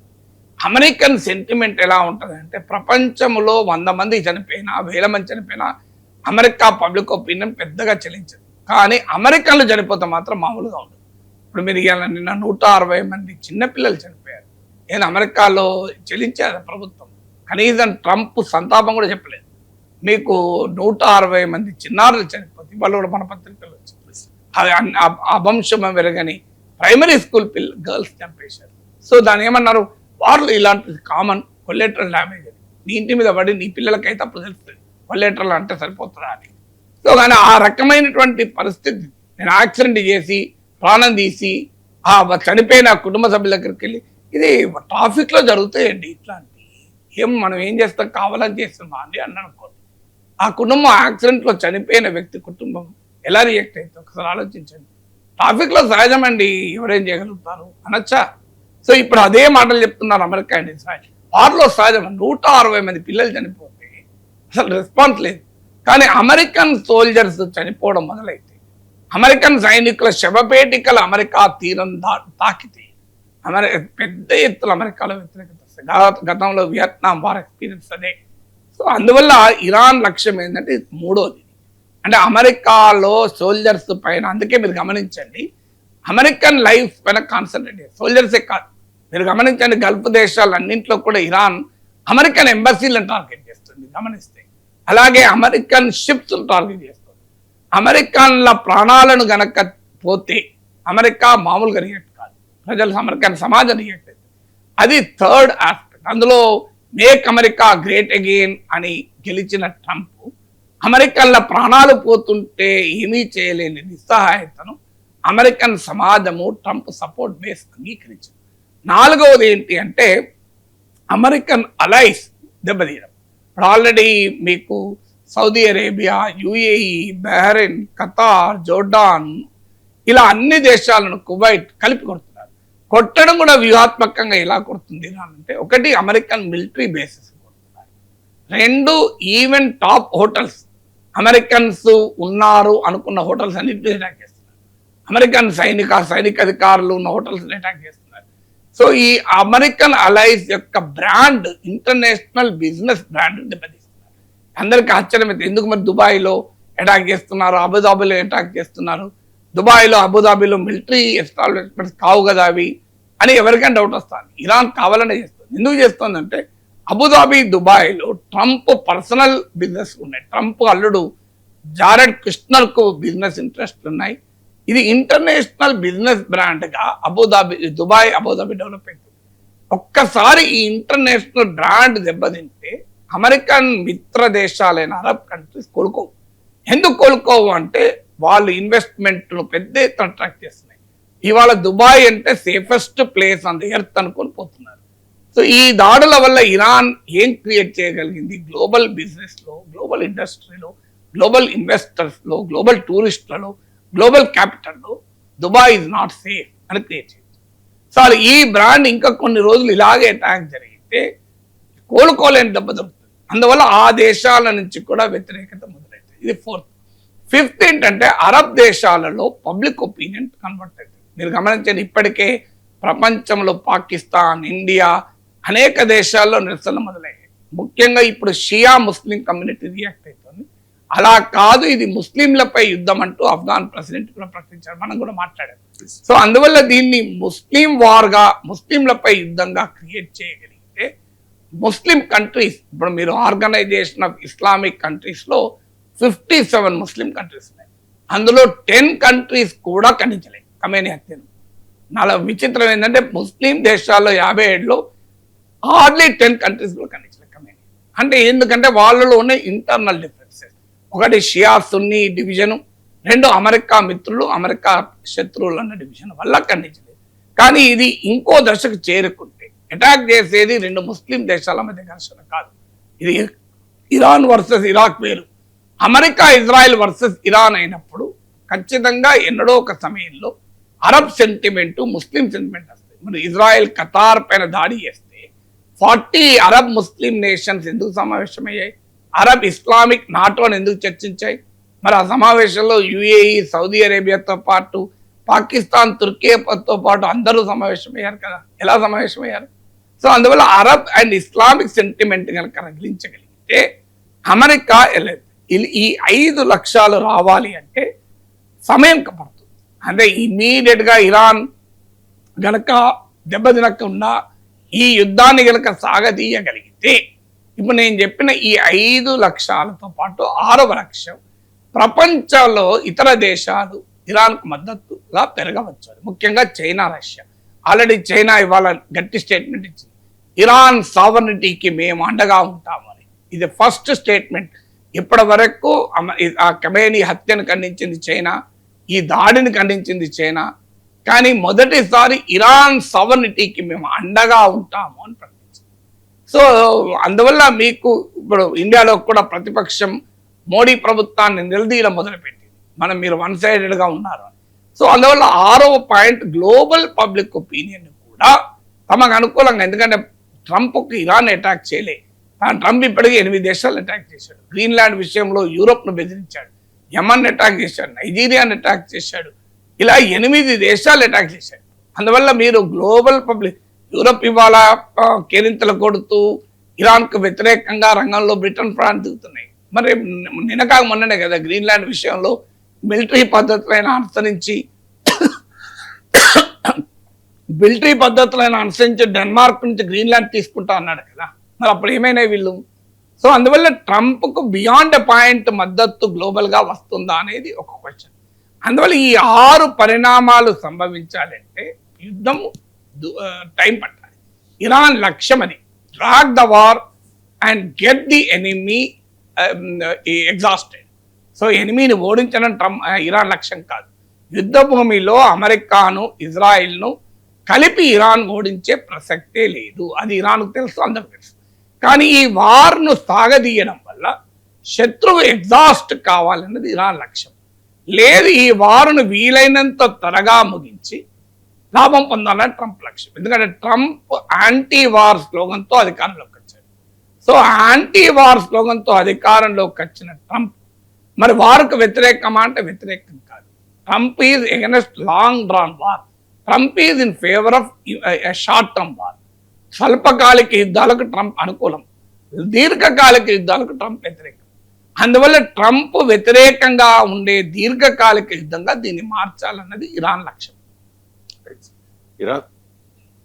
ఇరాన్ దగ్గర న్యూక్లియర్ వెపన్ లేదు కాబట్టి, ఇరాన్ న్యూక్లియర్ వెపన్ తయారు చేసే అవకాశం ఉంది కాబట్టి అది అమెరికాకు పెద్ద ప్రమాదము అని భావించిన ట్రంప్ ఇప్పుడు ఇరాన్ మీద అటాక్ చేస్తూ ఉన్నారు అనేది వాస్తవం sir. Russian foreign minister Sergey Lavrov అంటూ ఉన్నారు సార్, ఇరాన్ పై అమెరికా చేస్తున్న యుద్ధం ద్వారా ప్రపంచ దేశాల్లో అణ్వస్త్ర పోటీ పెరుగుతోంది అని చెప్పేసి. ఏంటి సార్ అణ్వస్త్ర పోటీ? ఫస్ట్ మీ ప్రిమైసే తప్పు. ఇరాన్ దగ్గర అణ్వాయుధం ఉంటే ముప్పు గనక దాడి చేస్తున్నది వాస్తవం అన్నారు, అది పచ్చి అబద్ధం, వాస్తవం కాదు అది. ఎందుకంటే ఇరాన్ దగ్గర ఇప్పటికీ అణ్వాయుధాలు లేవు. 2015లో అమెరికాతో కుదిరిన ఒప్పందంలో ఇరాన్ తన అణు కార్యక్రమాన్ని అమెరికా నాయకత్వంలోని ఇంటర్నేషనల్ ఆటమిక్ ఎనర్జీ పర్యవేక్షణలోకి తీసుకొచ్చింది. IAEA పర్యవేక్షణలో ఉండగా ఇరాన్ అణ్వాయుధాలు తయారు చేసే అవకాశమే లేదు. మీరు ఒమన్లో జరిగిన చర్చల్లో కూడా ఇరాన్ అమెరికా పెట్టిన అన్ని కండిషన్స్ ఒప్పుకుంది. ఈ న్యూక్లియర్ యాక్టివిటీ వరకు టోటల్ అన్ని, ఇది ఒమనీస్ ఫారిన్ మినిస్టర్ చెప్పాడు, అందరూ చెప్పారు. అందువల్ల మీరు వాస్తవం అన్నది నిజం కాదు. అణ్వాయుధాల బూచి చూపెట్టి దాడి జరుగుతుంది. అణ్వాయుధాలకు సంబంధం ఇరాన్ దగ్గర అణ్వాయుధాలు ఉంటే ప్రమాదం, కానీ పాకిస్తాన్ దగ్గర ఉంటే ప్రమాదం కదా. ఇష్యూ వల్ల అణ్వాయుధాలు ఇరాన్ దగ్గర లేవు, ఇరాన్ దగ్గర లేవు అని అమెరికా కూడా ఒప్పుకుంటుంది. ఇరాన్ అణ్వాయుధాలు వదులుకోవటానికి కూడా సిద్ధపడ్డది. అమెరికా పర్యవేక్షణలోనే ఇరాన్ అణ్వాయుధాల తయారీని పర్యవేక్షించుకోమని కూడా చెప్పింది. ఇంకేమున్నది? అందువల్ల ఇష్యూ అణ్వాయుధాలు కాదు. ఇష్యూ వల్ల ప్రపంచంలో తన ఆధిపత్యాన్ని చాటాలని అమెరికా అనుకుంటోంది. పశ్చిమాసియాలో తన ఆధిపత్యాన్ని తిరుగులేనిగా మార్చాలని ఇజ్రాయెల్ అనుకుంటోంది. అమెరికా ఇజ్రాయెల్ నాయకత్వంలో యూనిపోలార్ వెస్ట్ ఏషియా, అంటే తమకు ఎవరు ఎదురు లేని వెస్ట్ ఏషియాను క్రియేట్ చేయదలుచుకున్నారు. దానికి అడ్డంకిగా ఇరాన్ ఉండడం వల్ల ఇరాన్ పైన అటాక్ చేశారు. సో ఇది nothing to do with nuclear weapons. అది మనకు పైకి చెప్తున్న బూచి తప్ప ఏమీ కాదు. అదే నిజమైతే ఒబామా ప్రభుత్వ ఒప్పందం నుంచి ట్రంప్ ఎందుకు బయటకు వస్తాడు? 2015లో ఒబామా నాయకత్వంలో జేసీపీ అగ్రిమెంట్ గురించి, joint comprehensive plan of action, దాని కింద international atomic energy agency supervision లోకి వెళ్ళింది. ఈవెన్ ఇండియన్ ఆటమిక్ మన అణు కార్యక్రమం కూడా ఐఏఏ సూపర్విజన్ ఉండదు, ఎందుకంటే మన నాన్ ప్రొలిఫరేషన్ ట్రీటీలో సంతకం చేయలే. అందువల్ల Indian nuclear programme is not under IAEA supervision. కానీ Iran nuclear programme is completely under IAEA supervision 2015 deal ప్రకారం. 2018లో ట్రంప్ విత్డ్రా అయ్యాడు. మళ్ళీ కూడా ఇప్పటికి కూడా ఇరాన్ ఈజ్ రెడీ. సో అందువల్ల ఇష్యూ న్యూక్లియర్ వెపన్స్ కాదు. మరి వాస్తవంగా ఇష్యూ ఎందుకు? న్యూక్లియర్ వెపన్స్ లేనందుకే అటాక్ చేశారు. మీరు అన్నారే న్యూక్లియర్ వెపన్ తయారు చేయాలని ఇరాన్ చూస్తోంది. ఇరాన్ న్యూక్లియర్ వెపన్ తయారు చేస్తే ప్రపంచానికి ముప్పు, అందుకొరకే దాడి చేశారు. ఇది వాస్తవం అని మీరు స్టేట్మెంట్ ఇచ్చారు. అది పూర్తి అబద్ధం అనేది నా పాయింట్. వాస్తవం కాదు. వాస్తవం ఏంటి అంటే ఇరాన్ దగ్గర న్యూక్లియర్ వెపన్ లేకపోవడం వల్ల అటాక్ చేశారు. ఉండుంటే ముట్టుకునే వాళ్ళు కాదు. మీకు నార్త్ కొరియా దగ్గర న్యూక్లియర్ వెపన్స్ ముట్టుకుంటారా? అంతకుముందు ఎంత అమెరికా నార్త్ కొరియా పైన దాదాపు వార్ చేస్తామన్న రీతిలో అమెరికా దూకుడుగా ప్రదర్శించింది. కానీ మీరు ఇటీవల కాలంలో నార్త్ కొరియా పేరు కూడా అమెరికా తీయలేదు, గమనించండి. ఫస్ట్ టర్మ్లోనే సింగపూర్ వెళ్ళి కిమ్తో కరచాలనం చేశారు. సో ఇప్పుడైతే అసలు కిమ్ కూడా మాట్లాడుతున్నాడు ట్రంప్. ఎందుకు? నార్త్ కొరియా దగ్గర అణ్వాయుధాలు ఉన్నాయి. సో అణ్వాయుధాలు ఉండడం వల్ల దాడి చేయలే, అణ్వాయుధాలు లేకపోవడం వల్ల దాడి చేశారు. అణ్వాయుధాలు ఉండుంటే దాడి జరిగేది కాదు, ఇరాన్ ముట్టుకునేవాడే కాదు ట్రంప్. అలాగే మీకు ఉక్రెయిన్ కూడా అంతే. ఉక్రెయిన్కు సోవియట్ ఎరా న్యూక్లియర్ వెపన్స్ ఉండేవి. అంటే సోవియట్ యూనియన్ కాలంలో ఉన్న అణ్వాయుధాలు రష్యా దగ్గర, ఉక్రెయిన్ దగ్గర ఉండేవి, ఈ ప్రాంతాల్లో ఉండేవి. కానీ mid-90sలో అమెరికా నాయకత్వంలో వెస్టర్న్ వరల్డ్ ఒకవైపు, రష్యా మరోవైపు ఉక్రెయిన్తో కుదుర్చుకున్న ఒప్పందంలో ఉక్రెయిన్ వాలంటరీగా తన న్యూక్లియర్ వెపన్ వదులుకుంది. దానివల్ల ఇలా రష్యా ఉక్రెయిన్ పైన అటాక్ చేసింది. పాకిస్తాన్ దగ్గర న్యూక్లియర్ వెపన్స్ ఉన్నాయి కనుకనే మనము పాకిస్తాన్ తరిమి కొట్టి పిఓకేని ఆక్రమించుకోలేకపోతున్నాం. లేకపోతే కన్వెన్షనల్ వార్లో మనం పాకిస్తాన్ ఈజీగా ఓడించగలం. పిఓకేనే కాదు, ఇంకా వేరే బెలూచిస్తాన్ కూడా లిమిట్ చేయగలం. కానీ పాకిస్తాన్ దగ్గర ఉన్న న్యూక్లియర్ వెపన్స్ వల్ల మనం ఆగాల్సి వస్తుంది. సో అందువల్ల న్యూక్లియర్ వెపన్స్ ఉన్నాయి గనక దాడి చేయడం కాదు, అవి లేవు కనుకనే దాడి జరుగుతుంది. సో అందుకే Sargi Lavrov Russian foreign minister అనేది చాలా కీలకం. ఎందుకంటే దీని నుంచి ఇప్పుడు నేను మీకు 3 దేశాల అనుభవాలు చెప్పాను. 1 Iran, 2 north Korea, 3 Ukraine, 4 Pakistan. ఈ 4 కంట్రీస్ ఎక్స్పీరియన్స్ ఏం చెప్తోంది? నీ దగ్గర న్యూక్లియర్ వెపన్స్ ఉంటే ఎవడు ముట్టుకోడు. న్యూక్లియర్ వెపన్స్ కనుక లేకపోతే ఎవడైనా దాడి చేయొచ్చు. అప్పుడు ఏం చేయాలి మిగతా దేశాలు? సో తాము కాపాడుకోవాలి అంటే న్యూక్లియర్ వెపన్స్ అక్వైర్ చేయాలి. మీకు లిబియా పైన అమెరికా ఎలా అటాక్ చేయగలిగింది? కల్నల్ గడాఫీ వాలంటరీగా న్యూక్లియర్ వెపన్ వదులుకున్నాడు. సో అది వదులుకున్న తర్వాత 2011లో అమెరికా అటాక్ చేసి ఆఖరికి గడాఫీని చంపేశారు. సో గడాఫీ కనుక న్యూక్లియర్ వెపన్స్ వదులుకొని ఉండకపోతే అసలు లిబియాను ముట్టుకునే అవకాశం ఉంటుంది. ఇరాక్ కనుక సద్దాం హుస్సేన్ కనుక న్యూక్లియర్ వెపన్స్, సద్దాం హుస్సేన్ ఎందుకు చంపారు? వెపన్స్ ఆఫ్ మాస్ డిస్ట్రక్షన్ ఉన్నాయి, జన విధ్వంసక ఆయుధాలు ఉన్నాయని చెప్పి ఇరాక్ పై యుద్ధం చేసి చెప్పారు. ఇంతవరకు ఒక్క జన విధ్వంసక ఆయుధం కాదు, దీపావళి బాంబులు కూడా చూపెట్టలేదు అమెరికా. కానీ నిజంగానే ఇరాక్లో కనుక జన విధ్వంసక ఆయుధాలు అంటే అమెరికా ముట్టుకునేది కాదు. ఇలా అమెరికా రష్యాను ముట్టుకుంటుందా? మీకు రష్యా ఉక్రెయిన్ ఆక్రమించి 4 ఏళ్ళైనా 20% ఆఫ్ ఉక్రెయిన్ ల్యాండ్ ఆక్రమించుకున్నా అమెరికా ఇవాళ రష్యాని ఏమన్నా అనగలుగుతుందా? చైనాని ఏమన్నా అనగలుగుతుందా? తైవాన్ బెదిరిస్తున్నా. ఇప్పటికీ తైవాన్ ఒక ఇండిపెండెంట్ కంట్రీ అని అమెరికా గుర్తించిందా? ధైర్యం ఉందా, దమ్ముందా చెప్పండి అమెరికాకు? తైవాన్ ఇది ఇండిపెండెంట్ కంట్రీ అని చెప్పమని ఒక్కరోజు చెప్పిన గంట సేపట్లో ఏమైతే చూడండి. ఎందుకు మరి చైనా, ఎందుకు తైవాన్ ఇండిపెండెంట్ కంట్రీ అనలేకపోతున్నాడు? ఆఖరికి తైవాన్ గురించి చర్చ జరిగినా కూడా జరిగిందని చెప్తాడు ట్రంప్. మరి ఎందుకు చేయగలుగుతున్నాడు? అమెరికా కానీ, పశ్చిమ దేశాలకు కానీ, ఈవెన్ ఇండియా కానీ తైవాన్ ఒక ఇండిపెండెంట్ కంట్రీ గుర్తించామా? మరి ఎందుకు గుర్తించలేకపోతున్నాం? కారణం ఇదే, చైనాకు ఉన్న మిలిటరీ శక్తి వల్ల. అందువల్ల అణ్వాయుధాలు ఉంటే ఆ దేశాన్ని ముట్టుకోరు అనేది ప్రూవ్ అయితే ప్రపంచంలో అణ్వాయుధ పోటీ పెరుగుతుందో తగ్గుతుందా? So nuclear weapons are considered the only security, ultimate security. Then there will be a race for nuclear weapons. Circle ఎవరో కరెక్ట్. ప్రపంచం మరింత తీవ్రమైన అణ్వస్త్ర పోటీ వైపుగా వెళ్లే ప్రమాదం ఉంది. ప్రపంచంలో ప్రతి దేశము తన సార్వభౌమాధికారాన్ని కాపాడుకోవాలంటే ఇంకో మార్గం లేదు అణ్వస్త్రాలు తయారు చేయడం. అందుకే మీరు గమనించండి, మీకు ప్రెసిడెంట్ జెలెన్స్కీ, ఉక్రెయిన్ ప్రెసిడెంట్, మేము అణ్వస్త్రాలు తయారు చేసుకోవడమే పరిష్కారం అని స్టేట్మెంట్ ఇచ్చాడు. మీకు యూరోపియన్ కంట్రీస్, జర్మనీ, ఈ దేశాలకు అణ్వాయుధాలు లేవు. యూరోప్లో ఫ్రాన్స్ అండ్ యూకేకు మాత్రమే అణ్వాయుధాలు ఉన్నాయి. ఈ రెండు దేశాలు రష్యన్ న్యూక్లియర్ వెపన్స్ తో పోలిస్తే చాలా తక్కువ. అందులో ఫ్రాన్స్ కొద్దిగా బెటర్, కానీ యూకే ఇంకా తక్కువ. అందుకే యూరోపియన్ కంట్రీస్ ఏమంటున్నాయి, ఇప్పటిదాకా మనం అమెరికన్ న్యూక్లియర్ ప్రొటెక్షన్ ఉంటుందని ఆశించాము, కానీ ఇటీవల ట్రంప్ పరిణామాలు చూస్తే అమెరికా మనకు రక్షణగా ఉండదు. అందువల్ల France and UK should extend the nuclear umbrella to Europe అని ప్రతిపాదన వచ్చింది. దానికి ఫ్రాన్స్ అంగీకరించింది కూడా. మీరు గూగుల్లో కొట్టండి వస్తుంది, France proposes to extend nuclear umbrella to Europe అని. మూడవది, ఇటీవల ఇజ్రాయెల్ ఖతార్ పైన అటాక్ చేసింది. ఖతార్ అమెరికాకు మిత్రదేశము, ఇజ్రాయెల్ అమెరికాకు మిత్రదేశం.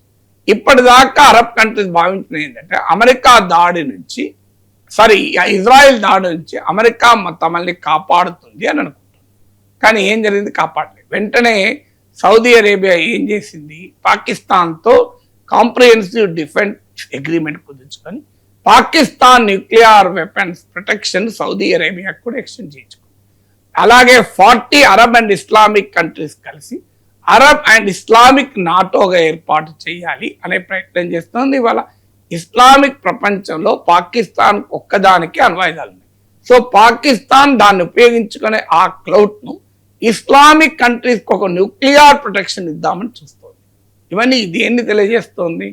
మీకు క్లియర్గా ప్రపంచంలో అణ్వాయుధ పోటీ పెరగటానికి ఇరాన్ పైన అమెరికా జరిపిన యుద్ధం, అది కూడా అణు సామర్థ్యాన్ని నిర్వీర్యం చేస్తాం, you will destroy the nuclear capability అని చేసిన యుద్ధం ప్రపంచంలో తీవ్రమైన అణ్వస్త్ర పోటీకి కారణమైంది.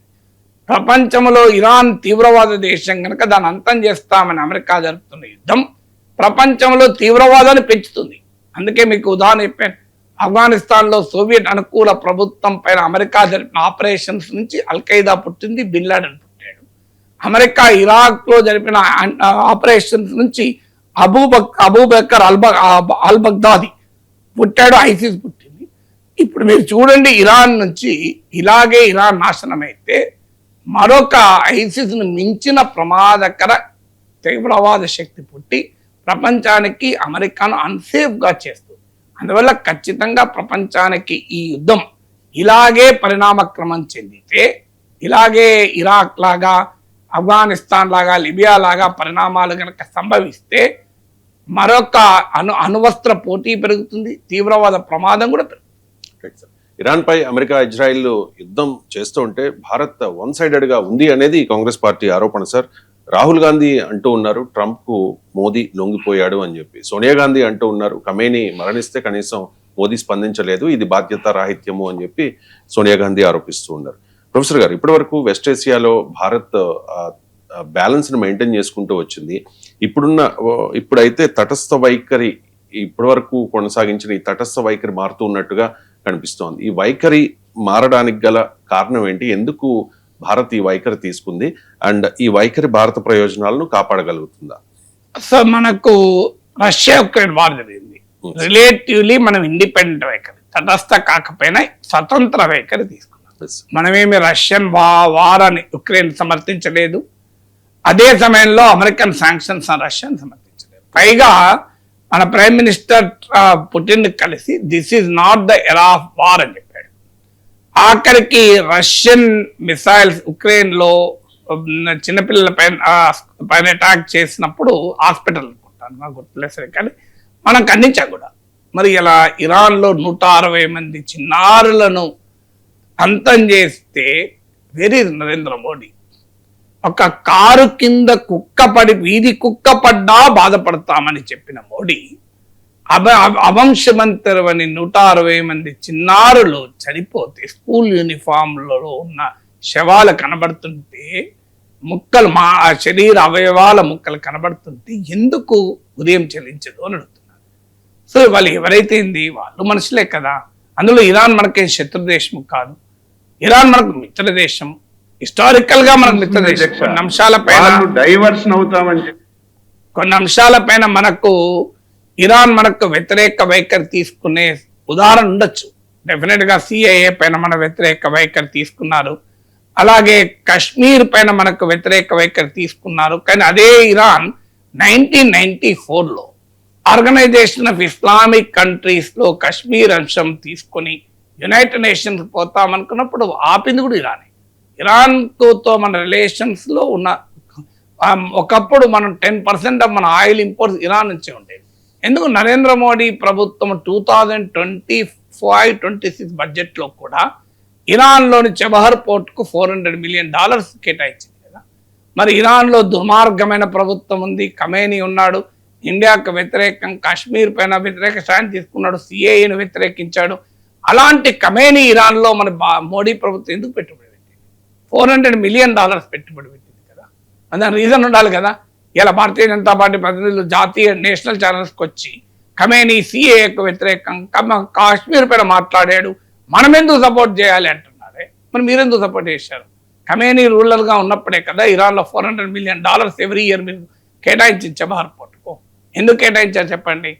మరి అది దుర్మార్గమైన దేశమైనప్పుడు దాంతో రిలేషన్స్ ఎందుకు పెట్టుకున్నారు? రీజన్ ఆన్సర్ చెప్పాలి కదా. 2026-27 బడ్జెట్లో లేదు చెబహర్ పోర్టుకు. కానీ చెబహర్ పోర్టుకు లేదు అని విమర్శలు వచ్చినప్పుడు ప్రభుత్వం ఏం చెప్పింది? మేము కమిట్ అయిన డబ్బులు మొత్తం చెల్లించాం ముందే అని చెప్పారు. ఎందుకు చెల్లించారు అని? మరి ఇరాన్ అభివృద్ధిలో ఖమేనీ ప్రభుత్వాన్ని మీరు ఎందుకు సహకరించారు? అందువల్ల మనకు అర్థం కావాల్సింది ఇండియన్ ఫారిన్ పాలసీకి బేస్ ఖమేనీ మంచోడా చెడ్డోడా కాదు. బేస్ ఏంటంటే కొన్ని అంశాలలో మనము స్టాండ్ చాలా వాల్యూ బేస్గా ఉండాలి. ఇప్పుడు చిన్నపిల్లలు చనిపోయారు, అది ఇరాన్లో చనిపోయినా యుక్రెయిన్లో చనిపోయినా ఎక్కడైనా మన స్టాండ్ ఒకటే ఉండాలి.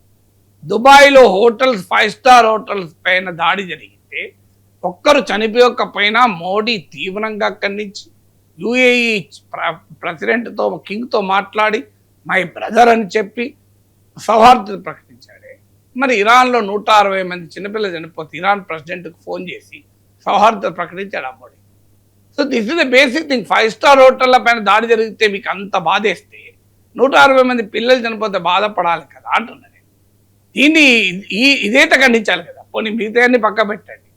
ఒక దేశ అధినేతను మరో దేశం వెళ్ళి యుద్ధం చేసి దుర్మార్గుడే కావచ్చు అంతం చేస్తే దీనికి అంతుంటుందా అని. రేపు రష్యా కనుక వెళ్ళి జెలెన్స్కీని అంతం చేస్తే మరి మోడీ ప్రభుత్వం ప్రేక్షక పాత్ర పోషిస్తుందా? రేపు చైనా వెళ్ళి తైవాన్ ప్రెసిడెంట్ని చంపేస్తే మోడీ ప్రేక్షక పాత్ర పోషిస్తాడా? దీనికి ఆన్సర్ చెప్పాలి కదా. ఆఖరికి తాలిబాన్లతో మనం ఎందుకు మరి మోడీ ప్రభుత్వం సంబంధాలు పెట్టుకుంటాం? తాలిబాన్లతో సంబంధం పెట్టుకుని తాలిబాన్ ఖమేనీ ఏమో దుర్మార్గుడైన మతోన్మాది, తాలిబాన్ సెక్యులరా? తాలిబాన్ ఇండియన్ ఇంట్రెస్ట్లకు సపోర్టా? తాలిబాన్ ఇండియా వ్యతిరేక తీవ్రవాద కార్యకలాపాలు జరిపింది కదా. అలాంటి తాలిబాన్ ఫారిన్ మినిస్టర్ ఇండియాకి వచ్చారా లేదా? సో అందువల్ల ఏంటి ఫారిన్ పాలసీలో మన నేషనల్ ఇంట్రెస్టే ప్రధానం. నేషనల్ ఇంట్రెస్ట్ వాల్యూస్, కొన్ని basic values, sovereignty and territorial ఇంటెగ్రిటీని మేము మద్దతుగా ఉంటామని మన స్టేట్మెంట్లో కూడా చెప్పారు. మరి ఇక్కడ ఇరాన్ విషయంలో ఎవరి దేశ సావరిటీని, ఏ దేశ టెరిటోరియల్ ఇంటెగ్రిటీని ఎవరు ఉల్లంఘించారు చెప్పండి. మీరు మన భారత ప్రభుత్వ స్టేట్మెంట్లో ఉంది, నేను వేరే చెప్పడం లేదు. సావరిటీ అండ్ టెరిటోరియల్ ఇంటెగ్రిటీకి ఇండియా కట్టుబడి ఉంటుంది అన్నారు. ఇవాళ ఇరాన్ వెళ్ళి అమెరికా, ఇజ్రాయిల్ సావరిటీని దెబ్బతీశాయా? టెరిటోరియల్ ఇంటెగ్రిటీని దెబ్బతీశాయా? దెబ్బతీసింది ఇరాన్ది కదా. మరి ఎందుకు మన భారత ప్రభుత్వం మరి మీరిచ్చిన స్టేట్మెంట్ ప్రకారమే, వేరే వాళ్ళ స్టేట్మెంట్ కాదు, మోడీ ప్రభుత్వ స్టేట్మెంట్ ప్రకారమే సావరిటీ అండ్ టెరిటోరియల్ ఇంటెగ్రిటీ, సార్వభౌమాధికారానికి, ప్రాదేశిక సమగ్రతకు మేము కట్టుబడి ఉంటామన్నారు. ఉన్నారా? అందుకే క్వశ్చన్ వస్తుంది. ఇరాన్పై యుద్ధం జరగబోతోందని తెలిసి ఇజ్రాయెల్కి వెళ్ళి Netanyahu the most unpopular in Israel and world, అతన్ని కౌగలించుకొని ఎన్ఆర్సీ చేయాల్సిన అవసరం ఏంటి? మనకు మన ఎకనామిక్ ఇంట్రెస్ట్లు ఉన్నాయి. ఇక్కడ 90 లక్షల మంది భారతీయులు గల్ఫ్ దేశాల్లో ఉన్నారు. మీకు వాళ్ళు పెద్ద ఎత్తున భారతదేశానికి ఫారిన్ రెమిటెన్సెస్ పంపిస్తుంటారు. మన ఆయిల్ రిజర్వ్స్లో, మన ఆయిల్ ఇంపోర్ట్స్లో 50% ఇక్కడ నుంచి వస్తాయి. అలాంటి ప్రాంతం విషయంలో మనం వన్ సైడెడ్గా ఉండడం శ్రేయస్కరమా? అది క్వశ్చన్ మార్క్ ముందుకు వస్తుంది. అమెరికాను సురక్షితంగా ఉంచేందుకు ఇరాన్పై యుద్ధం చేస్తూ ఉన్నట్లుగా ట్రంప్ చెప్పుకుంటూ వచ్చారు కదా సార్. కానీ ఇప్పుడు ఇరాన్పై అమెరికా యుద్ధం చేస్తూ ఉంటే అమెరికాలోనే వ్యతిరేకత పెరుగుతోంది. ఎందుకు సార్? ఎందుకు మొదటి ట్రంప్ చెప్పిన దానికి చేసిన దానికి తేడా. ట్రంప్ తన ఎన్నికల ప్రచారం మొత్తంలో యాంటీ వార్ క్యాంపెయిన్ చేశాడు. యుద్ధాలు ఆపుతాను, 24 గంటల్లో యుద్ధం ఆపుతాను, నాకు నోబెల్ బహుమతి రావాలి అంటూ క్యాంపెయిన్ చేశాడు. సో మా అమెరికన్ ప్రెసిడెంట్స్ అనవసరంగా మీరు ఎక్కడెక్కడో వెళ్ళి యుద్ధాలు చేశాడు. ఇరాక్లో బ్రౌన్ యూనివర్సిటీ చెందిన వాట్సన్ ఇన్స్టిట్యూట్ ప్రకారం ఇరాక్ యుద్ధంలో మోర్ దెన్ $1 trillion ఖర్చు పెట్టింది. సో దీని కొరకు మళ్ళీ ప్రపంచంలో ఉన్న సహజ వనరులన్నింటినీ అమెరికా లాగేస్తుంటుంది. So why should Americans die outside American? మన నేషనల్ ఇంట్రెస్ట్ ఏంటి ఇందులో అని ట్రంప్ ప్రశ్నించాడు. ఇందుకు భిన్నంగా అమెరికా నేషనల్ ఇంట్రెస్ట్ సంబంధం లేకుండా వెళ్ళి ఇరాన్ పైన యుద్ధం చేస్తున్నాడు. ఇది మొదటి కారణం. అంటే తానే క్రియేట్ చేసిన ఎన్నికల ప్రచార వ్యూహానికి తానే చేస్తే ఏమవుతుందో ఆపరేషన్ సింధూర్ ఒక ఉదాహరణ. ఆపరేషన్ సింధూర్ సమయంలో అఖండ భారత్ పాకిస్తాన్ అంతం చేయగలడు, పిఓకేను మోడీని ఆక్రమించగలడు, పెద్ద ఎత్తున వాతావరణం క్రియేట్ చేశాడు. సడన్ గా 4 రోజుల్లో అబ్రప్ట్ గా బ్యాటిల్ ఫీల్డ్ లో క్లియర్ అడ్వాంటేజ్ మనకు ఉండగా పాకిస్తాన్ మనం ధ్వంసం చేస్తుండగా మోడీపతి యుద్ధం ఆపేసింది. దానికి తోడు ట్రంప్ నేనే ఆపించాలని చెప్పడంతో మీకు బీజేపీ పరివారం నుంచే మోడీకి వ్యతిరేకత, వేరే వాళ్ళు పక్క పెట్టండి, పెద్ద ఎత్తున పరివారం నుంచే వ్యతిరేకత. సరిగ్గా ఎందుకు కారణం ఏంటి? మీరే క్రియేట్ చేస్తున్న నరేటివ్కు భిన్నంగా వ్యవహరిస్తే మీ సపోర్ట్ బేస్ ఒప్పుకుంటుందా? ట్రంప్ కూడా జరుగుతున్నదే. యాంటీ వార్ క్యాంపెయిన్తో ప్రెసిడెంట్ అయ్యాడు కనుక ప్రో వార్స్ క్రియలో 8 యుద్ధాల్లో పాల్గొంటే జనం యాక్సెప్ట్ చేస్తారు. ఇది మొదటిది. రెండవది ఏంటి అంటే మీకు నరేటివ్, అంటే ప్రజల్ని కన్విన్స్ చేయగలగాలి ఎందుకు యుద్ధం చేస్తున్నాను అని. సో అమెరికా చెప్తున్న నరేటివ్ అమెరికన్ ప్రజలే అంగీకరించలేకపోతున్నారు. ఏంటా నరేటివ్? ఖమేనీ దుర్మార్గుడు, అతన్ని అంతం చేయాలి. ఇక్కడ వరకు అమెరికా ప్రజలు కూడా ఓకే, ప్రపంచంలో చాలా మంది ఓకే, నాగేశ్వరుడు ఓకే. కానీ ఖమేనీ దుర్మార్గుడు గనక అతన్ని తొలగించాలంటే ఇట్లాంటి ఇస్లామిక్ నియంత్రణలు చాలా మంది ఉన్నారు కదా, సౌదీ అరేబియా, యుఏఈ, జోర్డాన్, ఆఖరికి సిరియాలో అల్షరా, అతనైతే అల్ఖైదా, ఐసిస్ టెర్రరిస్ట్. ఇది వరకు అమెరికానే అతని పేరు $1 కోటి బహుమానం ప్రకటించింది. మరి అల్షరాను కౌగలించుకున్నారు కదా. ఇది అమెరికన్లు ఎట్లా నమ్ముతారు? అమెరికన్లు తెలియదు, అమెరికన్లు చదువురాని వాళ్ళ. సో మీరు అయతుల్లా ఖమేనీ ప్రమాదం అంటే మరి మిగతా వాళ్ళు ప్రమాదం కాదా అనే క్వశ్చన్ వస్తుంది. ఇరాన్ దగ్గర అణ్వాయుధాలు ఉన్నాయి కనుక యుద్ధం చేసిన అంటే జనం నమ్ముతలేదు. ఎందుకంటే జూన్ 2025లో అమెరికా జరిపిన 12 డే వార్లోనే ట్రంపే చెప్పాడు ఇక ఇరాన్ భవిష్యత్తులో అణ్వాయుధాలు తయారు చేసే అవకాశమే లేదు, ఇరాన్ అణ్వాయుధాలను కంప్లీట్ గా డిస్ట్రాయ్ చేసామని చెప్పాడు. ఇప్పుడు ఏమంటున్నా మళ్ళీ ఇరాన్ దగ్గర అణ్వాయుధాలు కేటాయిస్తున్నట్టు అమెరికన్స్ ఎట్లా నమ్ముతారు? So the very story is unconvincing. అమెరికాకు ఇమ్మినెంట్ థ్రెట్, ఎందువల్ల ఏ క్షణమైనా ఇరాన్ వచ్చి అమెరికా పైన యుద్ధం చేయొచ్చు అన్నాడు. అది జనం నమ్ముతారా? ఇరాన్ ఎక్కడుంది, అమెరికా ఎక్కడుంది? ఇంతవరకు ఇరాన్ అమెరికాకి ఒక్క వెపన్ అన్న ఫైర్ చేసిందా? సో అందువల్ల రెండవ సమస్య ఏంటంటే the story which Trump is telling is not convincing Americans. అది రెండవ కారణం. అంటే ఎందుకని అమెరికాలో. మూడవ కారణం ఏంటంటే దీని ఎకనామిక్ ఇంపాక్ట్. ఆల్రెడీ ఆ ట్రంప్ తన ఎన్నికల ప్రచారము యాంటీ ఇన్ఫ్లేషన్ క్యాంపెయిన్తో వచ్చాడు. ఎందుకంటే డెమోక్రాట్ల పాలనలో ధరలు బాగా పెరిగాయి. అందుకే ట్రంప్ ఇంత వైట్ రేసిస్ట్ అయినా ఈ ఇన్ఫ్లేషన్ వ్యతిరేకం వల్ల ఈవెన్ ఎథనిక్ మైనారిటీస్, బ్లాక్స్ కూడా, హిస్పానిక్స్ కూడా మీకు ట్రంప్కి ఓటేశారు కొంతమంది. కారణం ఇన్ఫ్లేషన్. సో ఇప్పుడు ఆల్రెడీ ట్రంప్ సృష్టించిన టారిఫ్ల బీభత్సం వల్ల ఇన్ఫ్లేషన్ పెరిగింది. ఇప్పుడు ఈ వార్ వల్ల మరింతగా పెరుగుతుంది. ఆల్రెడీ మీకు ఆయిల్ ప్రైసెస్ పెరుగుతున్నాయి. సో ఇన్ఫ్లేషన్ కనుక పెరుగుతుంది. ఇప్పటికే అమెరికన్ ఎకానమీ 125% డెట్ ఉంది. అమెరికన్ డిఫెన్స్ స్పెండింగ్ కు సమానమైన వడ్డీలు కడుతున్నారు. అమెరికన్ మార్కెట్స్ అతలాకుతలం అవుతున్నాయి. అమెరికన్ అలైస్ ను కాపాడలేకపోతుంది ట్రంప్. ఇలా 10 దేశాలపైన ఇరాన్ దాడులు చేస్తుంటే ఏం చేయలేకపోతుంది. అందువల్ల ఎకనామిక్ ఇంపాక్ట్ అనేది మూడవది. 4వది అమెరికన్ లైఫ్స్. అందుకే ఇరాన్ వ్యూహాత్మకంగా అమెరికన్ సైనికులను టార్గెట్ చేస్తుంది, అమెరికన్లు ఉన్న హోటళ్లను టార్గెట్ చేస్తుంది. ఇప్పటికి 6 శవాలు వెళ్ళిపోయాయి అమెరికాకు. ఇంకా గనక పెరిగితే అమెరికాలో తీవ్రమైన వ్యతిరేకత, అమెరికన్ ఎంబసీల పైన అటాక్ చేస్తున్నారు. సో అందువల్ల అమెరికన్స్ పైన జరుగుతున్న అటాక్స్ ను ట్రంప్ నివారించలేకపోతున్నాడు. అమెరికన్ మిత్ర దేశాల పైన కూడా అటాక్ నివారించలేకపోతున్నాడు. ఇరాన్ లో అంతకన్నా 100 రెట్లు ఎక్కువ ధ్వంసం కావచ్చు, కానీ మీరు వెళ్ళి పక్కింటిని కంప్లీట్ కూలగొట్టినా మీ వచ్చే రెస్పాన్స్ కన్నా మీ ఇంట్లో మీరు చాలా కాలం ఎంతో ఇష్టంగా పెట్టుకున్న ఒక ఆట బొమ్మ ఏదో పక్కింటి వాడి దాడిలో నాశనం అయితే నువ్వు ఎక్కువ బాధపడతావు. అంటే ఆనందంగా నీకు ఎక్కువ బాధ ఉంటుంది. సో హ్యూమన్ నేచర్ అది. సో అందువల్ల మీకు యుద్ధంలో శత్రు దేశం ఎంత నష్టమైన దానికన్నా తన దేశంలో ఏ కొద్ది నష్టమైన ప్రజలు వ్యతిరేకిస్తారు. సో ఇప్పుడు అదే జరగబోతోంది మన. సో మీకు అమెరికన్ ప్రజలు ఇంతగా వ్యతిరేకించడానికి కారణాలు ఇప్పుడు నేను చెప్పిన 5 కారణాలు. ఇవి రోజు రోజుకు ఇంకా పెరుగుతున్న కొద్దీ వ్యతిరేకత పెరుగుతుంది. ఇప్పుడు ఆల్రెడీ స్టార్ట్ అయినప్పుడు 33% మాత్రమే వాళ్ళు సంపాదించారు. లేటెస్ట్గా అయితే 25% పడిపోయింది అని అంటున్నారు. చూడాలి ఏ మేరకు ఇంకా పెరుగుతుందా. ట్రంప్ లక్ష్యం ఏంటంటే 2000 నుంచి 26 ఏళ్లలో 6 మిడ్ టర్మ్ ఎన్నికలు 6 మిడ్ టర్మ్ ఎలక్షన్ జరిగితే 5 సార్లు ప్రెసిడెంట్స్ పార్టీ ఓడిపోయింది, ఒక్కసారే గెలిచింది. అది ఎప్పుడంటే 9/11 అప్పుడు. అంటే మీకు అప్పుడు అమెరికా పైన టెర్రరిస్ట్ దాడి జరిగినప్పుడు ఆ తర్వాత జరిగిన మిడ్ టర్మ్ ఎలక్షన్స్ గెలిచారు. ఎందుకంటే ప్రజల్లో నేషనల్ సెంటిమెంట్ పెరిగింది. ట్రంప్ కూడా ఇప్పుడు ఇరాన్ వార్ ద్వారా చేయదలుచుకున్నది అదే. అమెరికాలో మిడ్ టర్మ్ ఎలక్షన్స్ లేకపోతే గ్యారంటీగా ఓడిపోతారు ట్రంప్.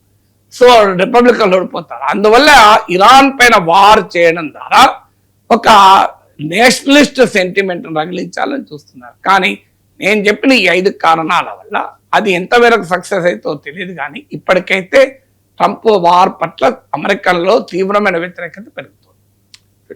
ఇక మాతో యుద్ధం చేసేందుకు మరో యుద్ధం చేసేందుకు భారత్ ప్రయత్నిస్తోంది అంటూ ఉన్నారు సార్ పాకిస్తాన్ అధ్యక్షుడు ఆసిఫ్ అలీ జర్దారీ.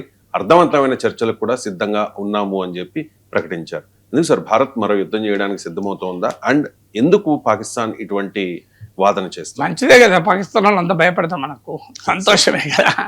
కానీ ఎప్పుడు ఇండియా ఏ దేశం పైన యుద్ధం చేసిన చరిత్ర లేదు.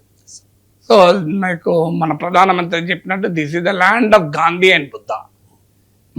మన దేశ విధానం ఇప్పుడు బీజేపీ ఉండని, కాంగ్రెస్ ఉండని, దయచేసి మనము ఫారిన్ పాలసీ, సెక్యూరిటీ ఇలాంటి అంశాలలో పార్టీలాగా ఆలోచించకూడదు, నేషన్గా ఆలోచించాలి. భారతదేశ చరిత్ర ఎప్పుడు కూడా మనము యుద్ధాలు చేయలే, కానీ యుద్ధం మనం పైన నెట్టివేయబడ్డప్పుడు మనం భయపడలేము. ఎవరైనా ఉండాల్సింది అదే. మీకు ఇది భారతదేశ గడ్డపైన మనకు నేర్పిన ధర్మం. పాండవులు యుద్ధం చేయలే. పాండవులు యుద్ధాన్ని నివారించేందుకు ఆఖరికి 5 ఊర్లు ఇచ్చినా చాలు అని కౌరవులతో రాయబారానికి శిక్షణ పరమాత్మను పంపారు.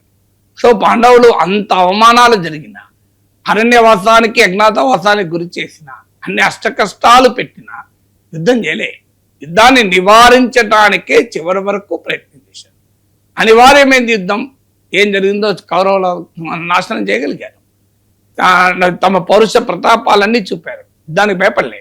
సో అందువల్ల భారతీయతకు, భారతీయ సాంస్కృతిక వారసత్వం, లెగసీ, సివిలైజేషనల్ లెగసీ ఏంటంటే మనం యుద్ధం చెయ్యము, కానీ యుద్ధం మన మీద నెట్టబడితే శత్రువు వణికిపోయేలా యుద్ధం చేస్తాం. అదే పాకిస్తాన్ విషయంలో ఇప్పటి వరకు జరుగుతూ వచ్చింది. ఇదేదో మొన్న జరిగింది ఆపరేషన్ సింధూర్ అని బీజేపీ చెప్పదలుచుకుంటుంది, కానీ ఇది రియాలిటీ కాదు. మొన్న జరిగింది, అంతకుముందు కూడా జరిగింది. 1971 వారప్పుడు 90,000 మంది పాకిస్తానీ సైనికులు సరెండర్ అయ్యారు. తల మంచుకొని సరెండర్ అయ్యారు ఇండియన్ కమాండ్. ఇప్పటికీ ఆ ఫోటో మొన్నటి దాకా మన ఆర్మీ చీఫ్ సీటు వెనకాల గోడకు పెయింటింగ్గా ఉండేది. మొన్ననే మోడీ ప్రభుత్వం తీసేసింది, ఎందుకో తెలియదు. అది కాంగ్రెస్ హయాంలో సాధించిన విజయం అనుకున్నదేమో తీసేసింది. అన్యాయం అయితే అది భారతదేశ విజయం. సో మీకు మొన్న ఆపరేషన్ సింధూర్లో అయినా ఒక్క సైనికుడు లొంగిపోలే. ఇంకా పాకిస్తాన్ మేమే గెలిచామని చెప్పుకుంటోంది. 71 వార్ అప్పుడైతే 90,000 సోల్జర్స్ లొంగిపోయారు. అందువల్ల మనము శత్రువు దాడి చేస్తే బుద్ధి చెప్పడంలో ఏమాత్రం వెనకాడం. అందువల్ల పాకిస్తాన్ చేస్తున్న ఆరోపణ ఇండియా మరో యుద్ధానికి సిద్ధమవుతుంది అనేది పచ్చి అబద్ధం. రెండవది, ఆపరేషన్ సింధూర్ కొనసాగుతుందని చెప్పిన మోడీ ప్రభుత్వం పహల్గాం తర్వాత ఎప్పుడు టెర్రరిస్టు దాడి జరిగినా ఆపరేషన్ సింధూర్ కొనసాగుతుంది, మేము ఆపలేదు, కామా పెట్టామన్నారు. కానీ ఢిల్లీ పేర్లలో జరిగి ఇప్పటి వరకు ఆపరేషన్ సింధూర్ మొదలు కాలే. పాకిస్తాన్ పైన తిట్టడం కూడా మానేశారు. మన మోడీ, అమిత్ షాలు, రాజ్నాథ్ సింగ్లు ఎక్కడ మాట్లాడతలేరు. సో కనీసం పాకిస్తాన్ సంగతి చెప్తామని కూడా అంటలేరు ఢిల్లీ ఆ దాడులు పేర్లు జరిగిన. అందువల్ల ఇక్కడ మీకు భారతదేశం మరో యుద్ధం చేస్తున్నారు. మరి ఎందుకు ఈ మాట చేస్తోంది? Pakistan wants to play victim card. అది అమెరికా లాంటి దేశాలు నమ్ముతాయి. ఒబామా నుంచి ట్రంప్ వరకు నమ్మారు. పాకిస్తానే తీవ్రవాదాన్ని సృష్టిస్తుంది. పాకిస్తాన్ తామేదో తీవ్రవాద బాధిత దేశంగా చెప్పుకుంటుంది. పాకిస్తానే ఇరుపొరు దేశాలతో యుద్ధం చేస్తుంది. అది ఇండియా కావచ్చు, ఆఫ్ఘనిస్తాన్ కావచ్చు. ఆ దేశాలు తమపై యుద్ధం చేస్తుందని చెప్పుకుంటుంది. అందువల్ల పాకిస్తాన్ తన విక్టిమ్ కార్డ్ ప్లే చేయడంలో ఒక లక్ష్యం. ఎందుకంటే ఇప్పటికే ఇరాన్ వార్తో టెన్షన్లో ఉన్న ప్రపంచానికి మరో టెన్షన్ క్రియేట్ చేసి ఇండియా పట్ల వ్యతిరేకత క్రియేట్ చేయాలి అని, ఇండియా ఒక యుద్ధోన్మాద దేశంగా చూపెట్టాలి అనే ఒక దుర్బుద్ధితో చేస్తున్న ఆరోపణ తప్ప ఇందులో ఏ బేసిస్ లేదు. Right sir, thank you so much sir.